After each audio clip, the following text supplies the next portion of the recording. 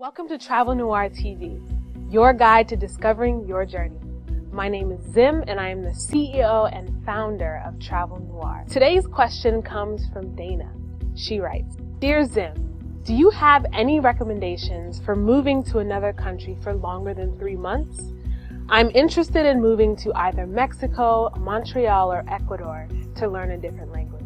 It seems that you've been hit by the expat bug. But before you pick up and move to another country, I've got 4 things that you should consider before you take the leap. Cost of living. They say that travel is one of the only things that can make you richer. They also say that travel is one of the things that can leave you broke. So what I recommend is to plan out what it's going to cost you to live in a particular destination.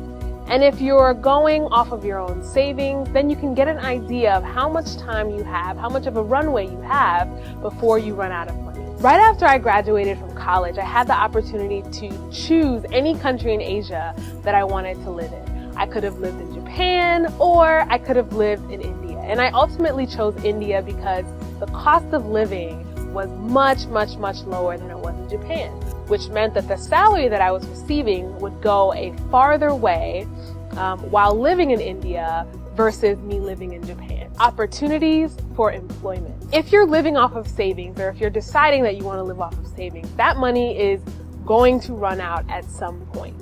So this is one of the things that I would really like you to consider.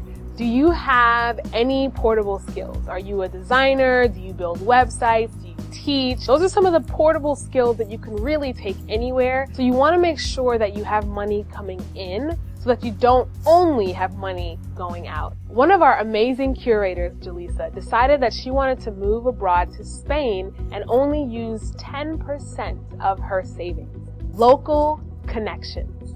So there are location-specific Facebook groups that you can join so that you can get a little bit more insight on the country that you're thinking about moving to or the country that you're in right now. So when I was in India, I decided to join a location-specific Facebook group.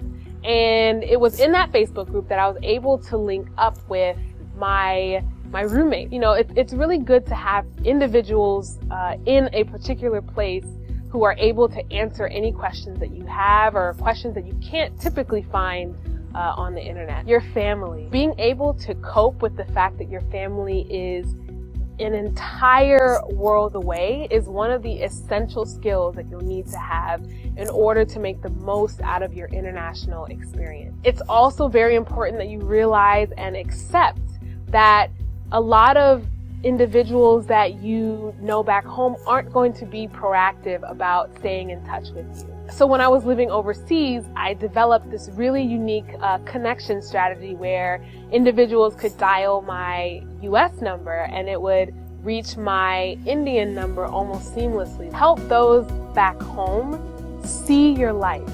So now we have Skype, we have FaceTime, we have iMessage, we have all of these really interesting tools. A lot of my nights were spent catching up with friends back home. That was a great way for me to feel connected right before I went to sleep. And so that helped me sort of maintain my balance. But at the same time, you have to recognize that you are living in a new country and you can't spend all of your nights at home missing everybody. There needs to be a point where you sort of step outside of yourself and you say, hey, I'm in another country. Yes, some of my nights can be spent talking to my friends.